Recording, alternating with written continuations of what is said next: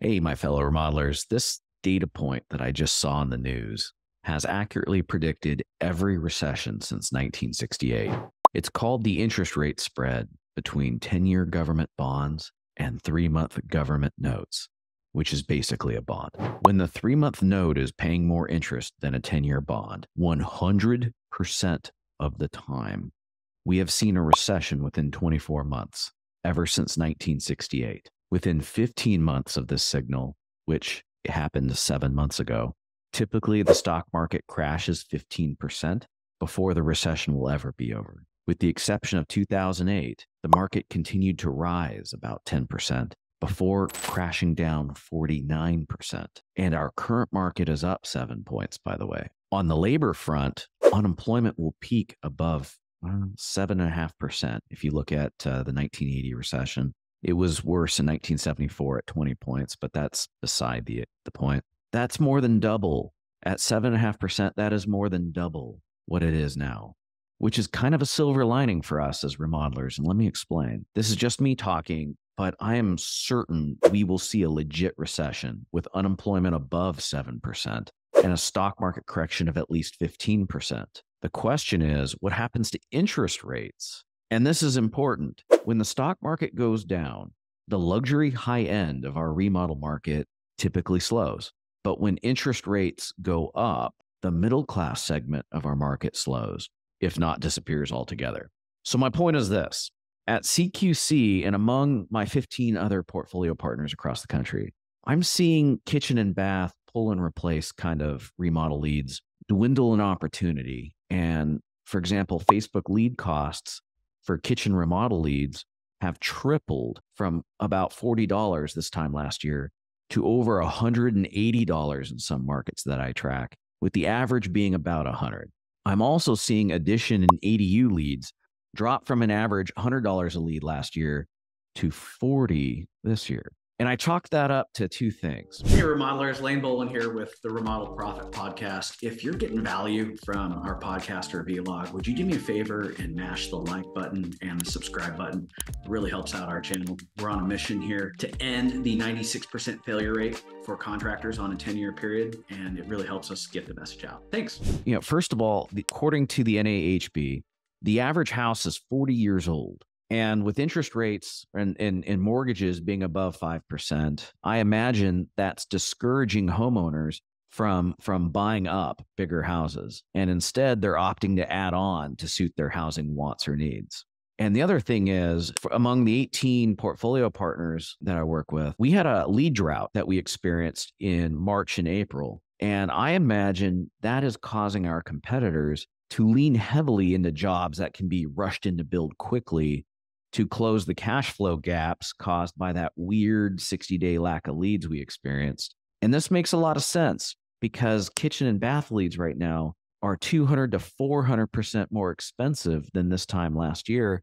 And that's only a result of people bidding for those eyeballs. So here's my 4-part framework I want to give you that I'm implementing with my 18 portfolio partners across the US. Surgery, handyman, additions, leverage, shall.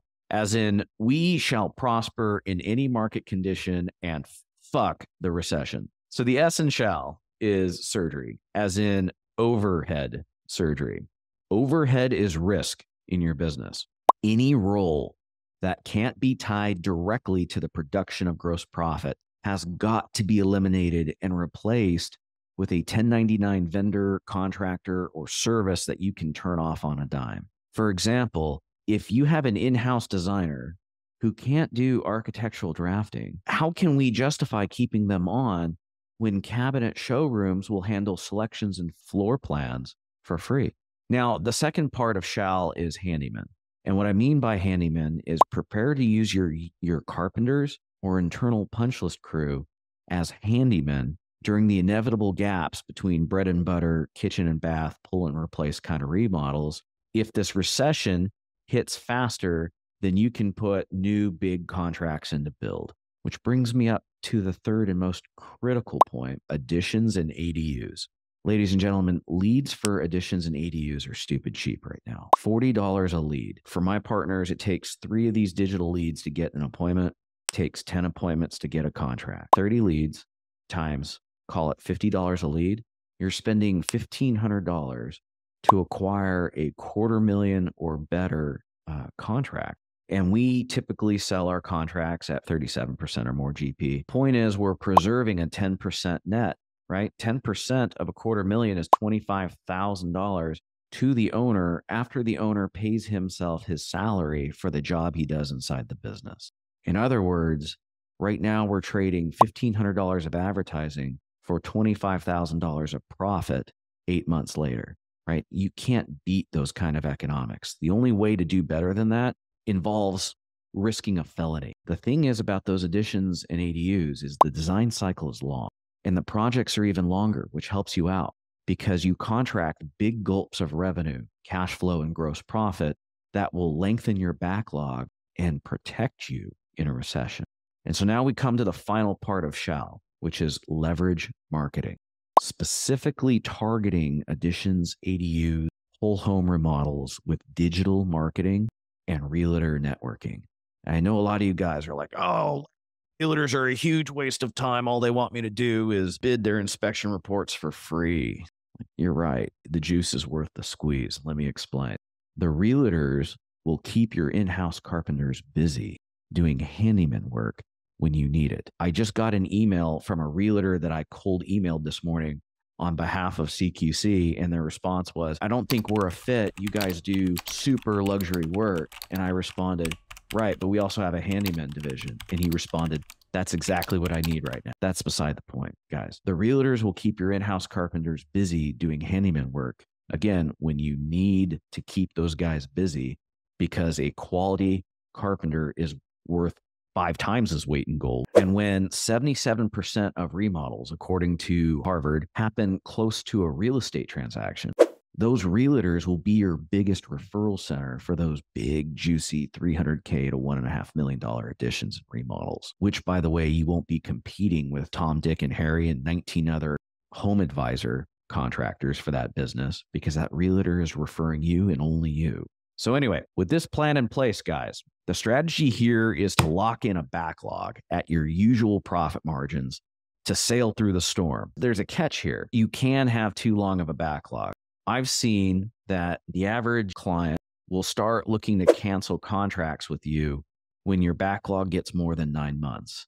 And when a recession hits, they're going to get even more impatient because you're going to have so many of your thirsty competitors beating down their door with cheaper prices saying they can start work immediately. Really, if we're being honest, if something goes into design, we need to kick it out in the build.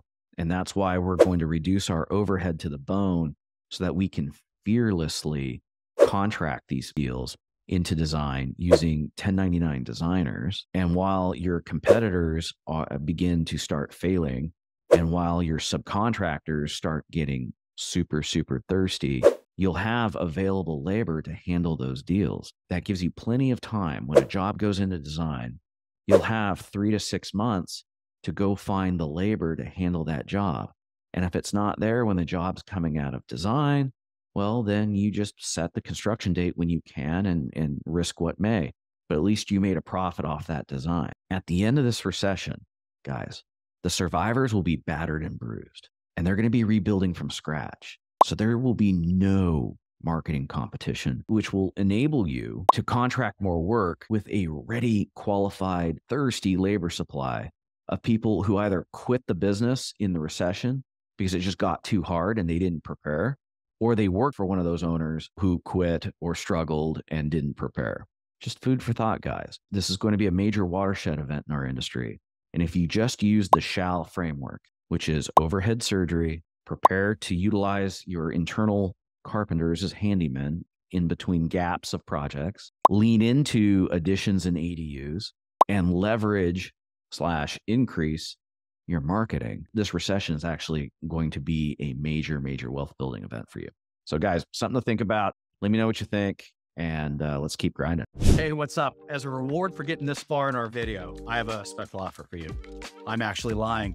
I do have something to sell you, but it's not going to cost you any money, just your time. So every month we have a masterclass. It's only live, nothing's ever recorded, and we're going to solve 3 problems together. Number 1, we're going to solve your lead flow.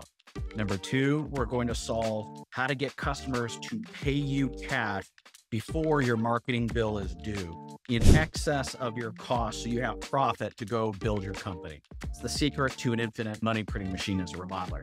And the third problem we're going to solve is how to move away from selling rinky-dink $500 estimates to clipping $4,000 plus simply to put an estimate together. If you're curious how, I got a masterclass for you. Kicks off every month. Again, live, not recorded. Afterwards, you and I will do some live Q&A together. I'll let you in behind the scenes on some real black hat shit that we do, just to see what the real is. There's some stuff I just can't show public. Anyhow, again, guys, www.theremodelprofit.com. Go there, links in the notes, get our remodel business dysfunction prescription. And then once you get through that, you'll get the invitation to our masterclass. So again, www.theremodelprofit.com, enter in your info, get our guide on solving remodeler business dysfunction, and sign up for the masterclass. All right, guys, I'll see you.